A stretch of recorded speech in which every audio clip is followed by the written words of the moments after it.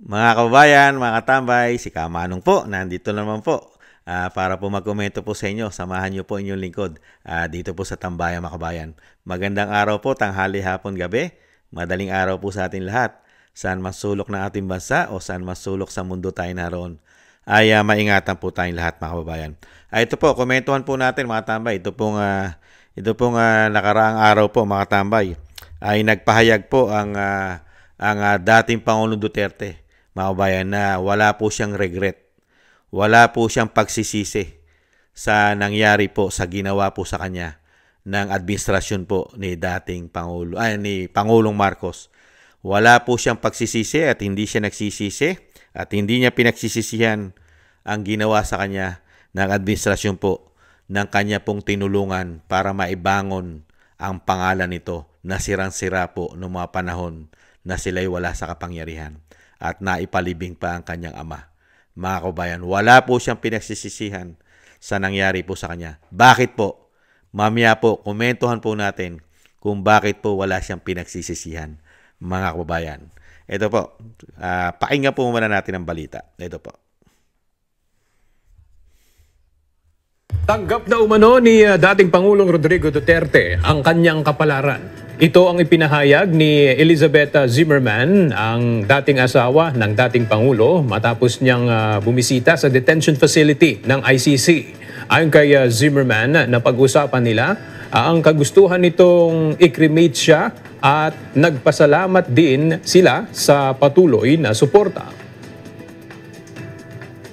And I asked him, what would be your message to the people outside? I said, if it is his destiny to be here, then so be it. No, he has no apologies, no regrets, and that's it. He's accepting it already, and that's why we talk about the cremation. Dagdag pa ni Zimmerman, bukas pa rin ang alok niya na tumuloy sa kanyang bahay si FPRRD kapag nakalaya at kung gugustuhin ito. Yes, I told already my children about that beforehand. Sabi ko, beforehand, I have been saying to them that if that is also his choice. It's not my choice. Oh, kung gusto niya doon sa bahay ko, okay lang. Oh, that's really nice. Yeah, no strings attached. Nakikita niyo po yung magandang relationship ng pamilya ni dating Pangulong Duterte. Di po ba? Maganda ang samahan. Kahit po may common white po ang dating Pangulong Duterte sa, di po ba? Ito po, si Ma'am Elizabeth. Tapos yung isa po, si Hanilet, mga tambay. Di po ba? Pero maganda po ang relationship ng pamilya. Nananatili po buo. At talagang hindi po katulad nung iba. Hindi po ba mga kabayan? Magulo. Nakita nyo po, mga tambay, wala pong regret. Walang pagsisisi. Bakit po mga kabayan? Paano ka magsisisi, mga tambay? Di ba? Kasi yung ginawa nila kay dating Pangulong Duterte, nahayag po lahat. Kung anong klase po silang politiko. At kung anong klase po silang lahi. Kung anong klase po ang mga pagkatao po na nanunungkulan sa atin. Nahayag po na bulgar. Sila po kasi ay hindi mga tunay na lingkod bayan. Puro pang sariling interest lang po, kapangyarihan ang gusto lang po nila sa ating bansa. Hindi po ba? Dahil napakarami po nilang ginawang anomalya, lalong-lalo po yata sa paglabag sa ating batas, sa ating judicial. Di po ba? Kaya nga po wala siyang regret. Wala siyang pagsisisi. Dahil nga po binunyag yung ginawa nila kay dating Pangulong Duterte. Nabunyag silang lahat. Magkakasabwat. Ganitong klase po pala ang ating bansa. You know, napapalibutan po pala ang ating bansa ng mga ganitong klaseng mga politiko. Kaya po pala hindi umaasenso ang ating bansa. Ang yumayaman lang sa ating bansa ay mga oligarko, di umano. Mga politiko. Dahil nabunyag na. Alam na natin ang ating bansa ay ganito ang sistema. Pero lalo po silang nabunyag. Napangalanan. at nakita ng taong bayan kung gaano sila karami. Pati po ang mga kakaliwang grupo, pati ang nasa kakaliwang grupo, nabunyag po silang lahat. Pati ang media, nabunyag silang lahat. Di po ba? Nagamit po sila. Di kaya? Bakit ko po nasabing nabunyag silang lahat? At ang dating Pangulong Duterte ay walang pagsisisi. Bakit po? Dahil po sa ginawa nila. Tama ba ang ginawa nila? Pakinggan po natin mga tambay. Dahil ito po, kailanman po ito hindi nila maitatama yung mali. At may panahon po para sa kanilang ginawang mali. Mabilis lang po ang panahon. Kaya nga po yung sinasabi ng ating mga matatanda, di ba yung mga pamahiin na sinasabi nila? May karma. May karma po. May karma. Di po ba? Yung panahon po ay lumilipas. Baka dumating ang panahon na sila naman po ang makarma. Di po ba? Kasi po ngayon, sa panahon po natin ngayon, hindi po umiiral ang proseso ng batas. Alam po nila yan. Dahil ginagamit po nila ang kapangyarihan nila. Hindi po ang batas ang masusunod. Hindi po ba? Ito po yun eh. Ito po ang kanilang kakaharapin sa mga darating ng panahon kung sila po ay makakarma naman. Hindi kaya? Ito po, pakinggan po natin si Senator Marcoleta kung ano po ang ginawa nila kay dating Pangulong Duterte na mga paglabag, lalong-lalo po sa proseso ng ating batas at lalong-lalo po ang ginawa po ng ICC na naipagsabwatan po yata sila na wala pong jurisdiction sa ating bansa. Ito po ang paliwanag ni Senator Marcoleta. Batas po ang pinag-uusapan, hindi po chismis. At hindi po ito press release lamang. Ang sinasabi dito ni Senator Marcoleta, nasunod po ba ang batas ng ating batas, ang ating saligang batas. Ito po, pakinggan po natin si Senator Marcoleta para po matauhan. Kailangan din po kasi ito, lagi po natin pinaalala sa ating mga kabayan na ang pamumulitika po, mga kabayan, ay kailanman po may hangganan yan. Pero yung proseso ng batas, hindi po matatapos yan. Wala pong katapusan yan. Walang hangganan po yan. Kasi batas na po natin yan na kailangan sundin. Hindi po ba? Pero yung mga namumulitika, may hangganan po yan. May katapusan. Pakinggan po natin si Senator Marcoleta. Mga kababayan. Ibalik tanaw po natin. Dapat sana yung nag-i-interview, tinanong siya, kayo po ba ay miyembro ng Interpol? Kayo po ba yung kinasangkapan ng Interpol? Pero kung napakinggan mo yung dalawa na nagsasalita, itong General Torre at itong General Pajardo, silang nagsabi na nakiusap yung PCTC sa kanilang Chief PNP na bigyan sila ng police security and assistance. PCTC? Ano yung PCTC? PCTC is Philippine Center on Transnational Crimes. Ngayon, So sila yung parang may jurisdiction? sila dapat, sapagkat sila yung local counterpart ng Interpol. Kung totoo na tayo ay tumugod lamang alang-alang doon sa ating obligasyon sa Interpol, bakit hindi yung representative ng Interpol na counterpart niya dito sa ating bansa, yung head ng PCTC, ang nagsasalita? Sa tanong mo kasi, kung legal o hindi, paano magiging legal kung hindi naman siya nag-serve ng warrant? Paano magiging legal kung hindi man lang nakita na dala-dala niya yung physical, yung hard copy ng warrant of arrest? So walang nakapagpakita habang ang Pangulong Duterte ay inaresto nung dumating siya, ganap yatang alas 9 pasado ng umaga. Ibig ba sabihin, madiditini mo ba ang isang tao nang wala kang inihain sa kanya o ipinresinta sa kanya na kapirasong papel na kung tawagin ay warrant of arrest? Yun ang unang tanong ko, paano naging legal? Pagkatapos, ang gusto ko sabihin, kung talagang merong warrant of arrest na dumating, yung head ng PCTC ang dapat na nag-serve ng warrant sa Pangulong Duterte. So, yun din ang tanong ko, bakit wala? Yan ang gusto kong itanong. Sino ba yung head ng PCTC na Ang yan? pagkakaalam ko sa huling check na aking ginawa ay is a former general by the name of Anthony Alcantara. Tingnan mo yung website ng PCTC. Siya yung executive director. Ang gusto kong makita Sila para yung maging legal, authorized. para maging legal sapagkat we did this in compliance with our obligation to the Interpol. Considering the PCTC is the local counterpart, bakit ang pinaka-importanting tao na kinakailangan mag-serve ng warrant ay wala. At yung tao din na siyang dapat na nagbasa ng Miranda warnings sapagkat siyang nagsiserve ng warrant ay wala din. Illegal ang pagkakahuli kay Pangulong Duterte. O hindi nga nasunod eh. Alam mo kung bakit? Sapagkat merong isang kaugnay na responsibilidad sa ilalim din ng tuntunin ng ICC na sa aking palagay ay pilit nilang itinanggi. Ito yung Article 59. Which is, Ang isang tao na inaresto dito sa lugar, sa custodial estate. Ang custodial estate is Pilipinas. Dahil taga rito ang ating Pangulong inaresto. Sinasabi doon na the arrested person should be delivered promptly to the competent judicial authority. Sa maliwanag na pananalita, yung competent judicial authority, korte ng ating bansa, kumoy yung kanyang sinakyan at nang siya'y lumapag Pasay City, dapat sa RTC ng Quezon City, dinala ang Pangulong Duterte. dapat dito muna sa hukuman natin. Ito yung hindi. Yan ang nakalagay sa Article 59. Eh. Competent Judicial Authority of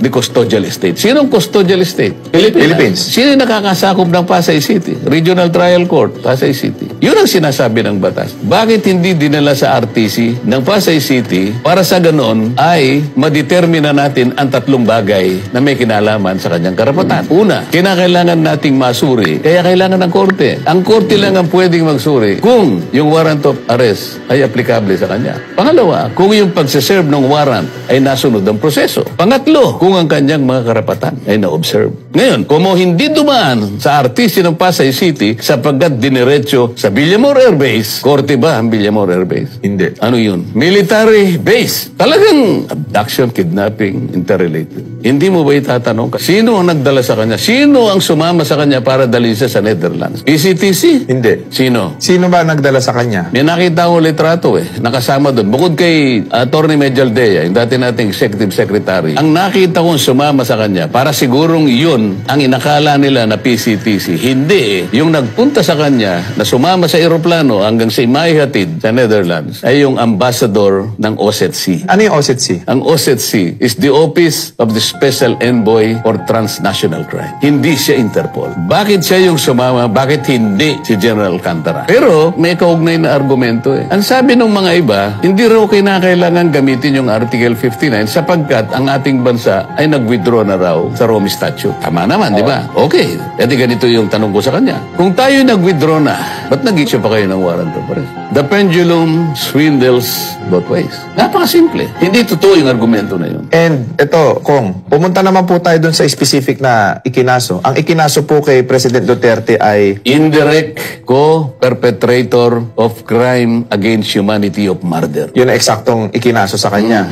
At binasahan siya ng demanda na kung tawagin natin sa termino natin, arraignment sa ating local jurisdiction. Anong itatanong mo tungkol sa pagkakabasa ng kanyang charge? Ano po ba yung extent ng charge nung siya'y basahan? Ano po ba yung pagkakasala daw? Yung arraignment kasi, babasahan ka ng formal. RDR, binabasahan kita ngayon. Ito ang mga charges sa'yo ng mga mamamayang Pilipina. Yan, arraignment. Arraignment. Binasahan siya. Nakakapagtaka, nung hindi pa napunta nga sa dihig ang Pangulo, ang kanyang mga detractor sa ating bansa, palagi nilang sinasabi halos araw-araw, ang napatay sa kanyang war against drugs, 30,000 individuals. Alam mo kung ano binasa sa kanya ron? Ano? 43 tao daw ang napatay. Yung 19 ay pinatay ng mga DDS nung siya'y mayor pa. Yung iba ay panahon ng kanyang pagiging Pangulo. Yun ay pagitan ng Nobyembre 2011 hanggang September 2019 or a span of 8 years. 8 years. Sa mga tweet, kung 43 ang alleged na biktima ng droga in a span of 8 years,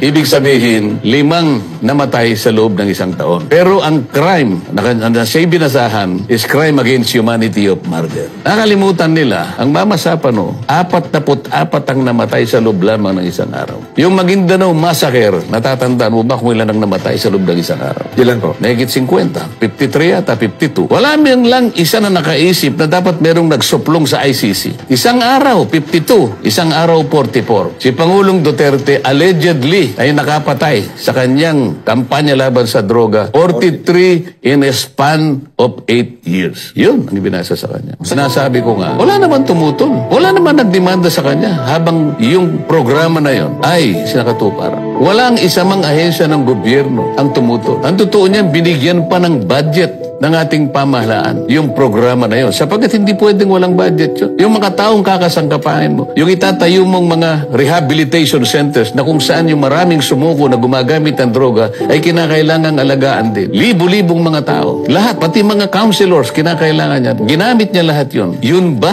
ang sasabihin mong crime against humanity? Ang isang elemento ng crime against humanity ay yung paraan is a widespread attack to the civilian population. Katulad ng ginagawa halimbawa ng Russia. It's a direct and widespread attack against the civilian population of Ukraine. Kaya nga merong warrant of arrest si Vladimir Putin. Meron bang isang mamamayan ng Russia na sumunod sa Interpol para i-arrestuhin si Vladimir Putin? Ganon din, direct and widespread attack sa mamamayan ang ginawa ni Benjamin Netanyahu ng Israel. Meron ba kahit isang mamamayan ng Israel ang tumugon sa panawagan ng Interpol na arestuhin si Benjamin Netanyahu, presidente ng Israel? Tayo lang ang gumawa nito. Tapos ngayon, ni isa walang bumangon na kaso laban sa kanya. Ngayon, ipagkakanulo ng mga Pilipino at sa ihahatulan, uusigin sa banyagang hukuman. Pagtatawaran tayo ng buong daigdig.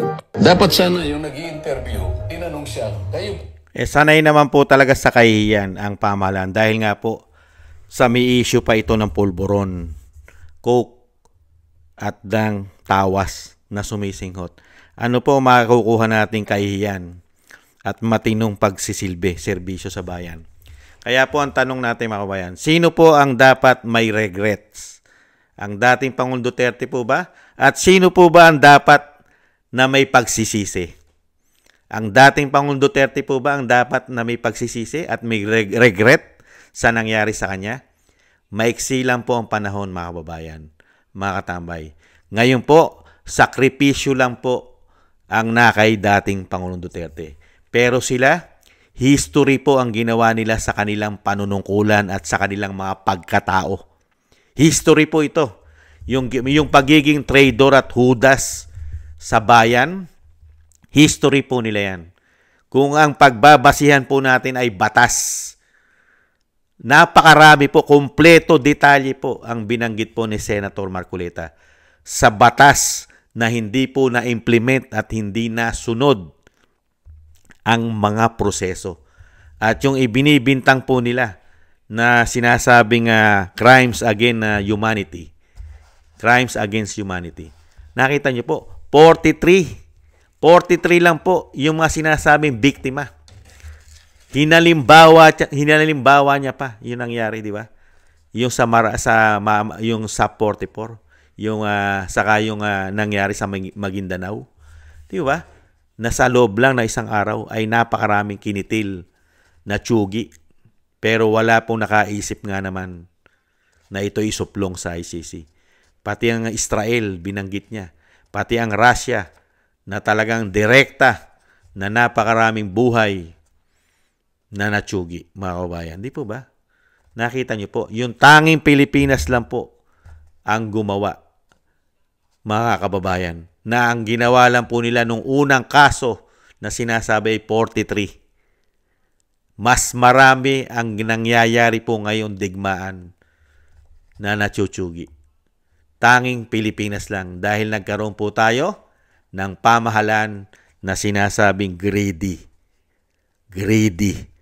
Nung sila'y makabalik na sa kapangyarihan. Ayaw na nilang mawala. Kaya po ang malaking tanong po natin, sa napakinggan po natin kay Senator Marcoleta, kumpletong-kumpleto po ang detalye. Napakaraming paglabag, pati po sa Article 59 na hindi nasunod ang proseso ng ating saligang batas. Di ba?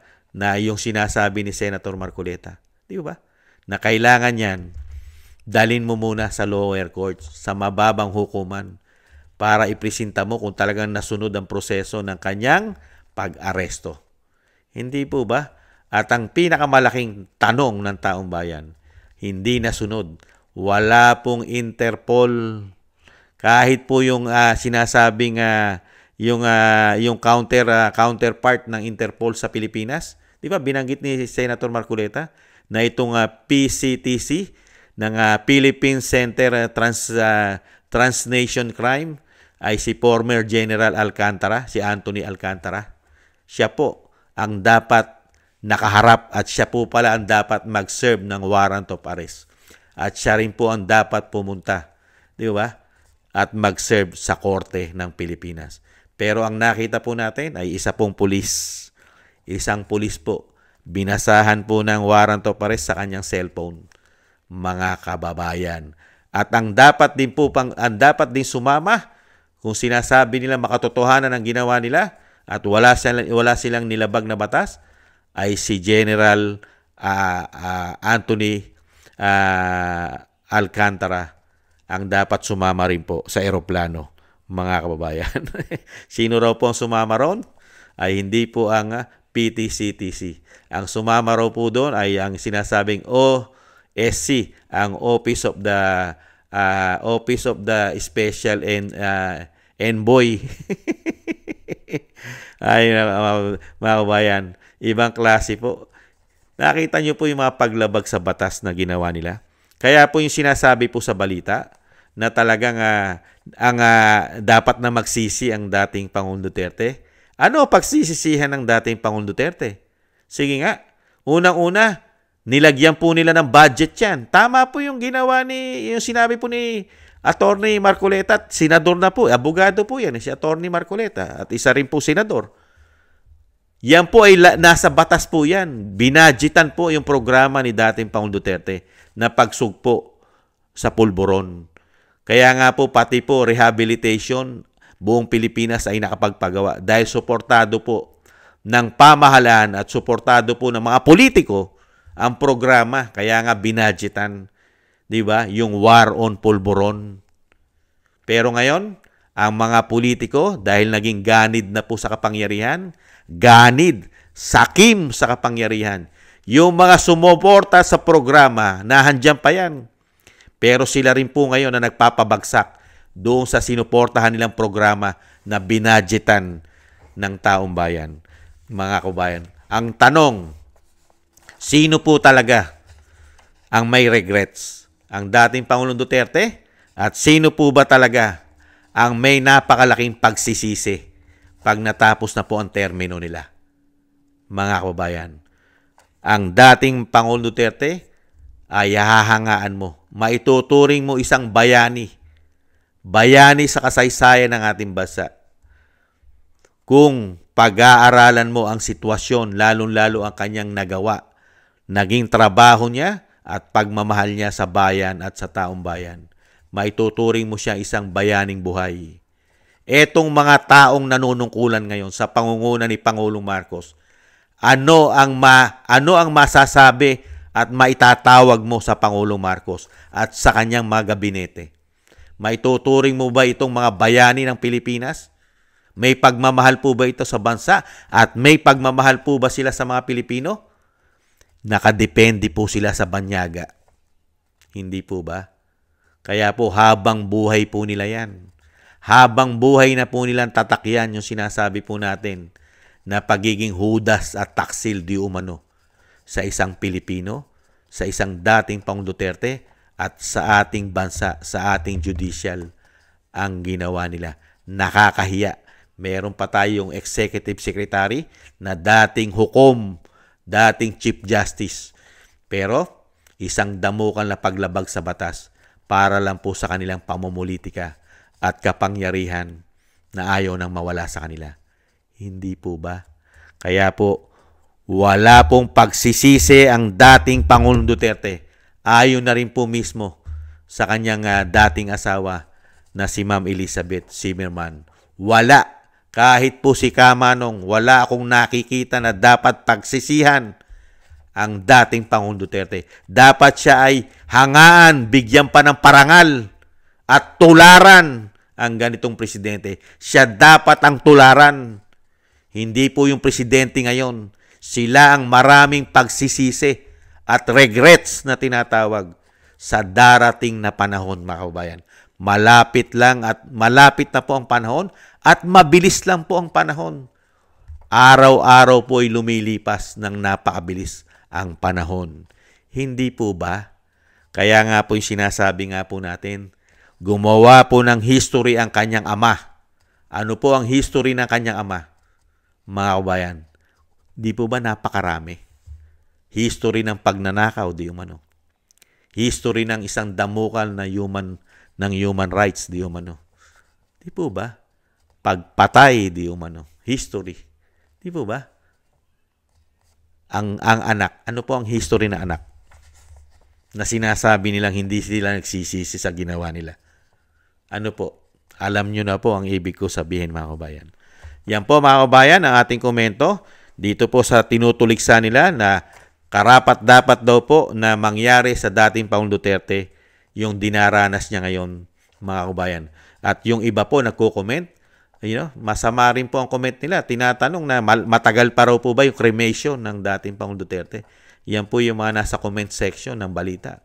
Bakit daw po matagal? Kailan daw po ba i-cremate ang dating Pangulong Duterte? At sinasabi bakit kay tagal-tagal at hindi pa raw po matsugi ang dating Pangulong Duterte. Ganyan po yung mga trolls. Ganyan po sila kasasama, mga kababayan. Meron naman po kasing meron naman po kasi paghahatol diyan. Alam naman po natin 'yan na sa darating na panahon, lahat po tayo ihahatulan sa ating mga ginawa. Hindi po ba? Kaya ang tanong po natin, mga kababayan, yung sinasabi ko nga po noong umpisa, nahayag po silang lahat. Lahat po sila nitong panahon po ng pagpasok ng binagoong Pilipinas. Lahat po, nakita po natin, naranasan natin, at nabunyag po lahat kung anong klase po meron ng ating bansa. Lahat ng nanunungkulan pala halos, mga kababayan, mabibilang mo lang halos ang mapagkakatiwalaan mo pala sa lingkod bayan sa ating bansa. Nagsama-sama na sila palang lahat, kasama pa ang makakaliwa, yata, mainstream media, oligarko, at pati po yata ang mga financier ng mga pulburon ay kasama nila. Pati yata mga smuggler. Hindi kaya? Kaya proud na proud po. Si Kamanong po ay proud po ako kay dating Pangulong Duterte. Sacrifice po yan eh. Nagsasakripisyo po siya sa nangyari. Yung kanyang sakripisyo, darating ang panahon na talagang yung sakripisyo niya ay napakagandang nangyari po. May magandang pangyayari po yung sakripisyo niya dahil lahat po sila ay nabunyag. At makakakuha po ng katarungan ang dating Pangulong Duterte. Dahil yung mismong sinabi ni Atty. Marcoleta, ni Senator Marcoleta, masusunod po yan sa tamang panahon. Yung mga batas na nilabag nila na proseso sa dating Pangulong Duterte. Meron naman pong tamang panahon. Yun po ang iintayin po natin, mga kabayan. Kaya yung sinasabi pong regrets, wala po sa dating Pangulong Duterte yan. Never niyang pagsisihan yan. Dahil ang dating Pangulong Duterte ay isa pong magaling na abogado, piskal, at magaling na politiko, magaling na naging presidente. Alam niya lahat ang nangyari sa kanya. At alam niya sa sarili niya na wala siyang dapat pagsisihan. Ang dapat magsisi, yung gumawa at nagplano, di ba? Nagplano, gumawa sa kanya ng kung saan siya ngayon ay nasa ICC, mga kababayan. Yan po ang ating komento, mga kababayan, sa mga hudas taksil ng bayan, mga kababayan. Thank you po sa gusto po ng ating tambayang makabayan sa YouTube at TikTok. At ganoon din po sa mga nagko-comment, like, share, and subscribe. At siyempre po, mga kababayan, thank you rin po sa mga subscribers po natin. Maraming salamat po sa inyo. Thank you po. At siyempre po, bago po tayo magwakas, mga tambay, isama po natin sa ating po mga panalangin at dasal na maingatan po ang pamilya Duterte.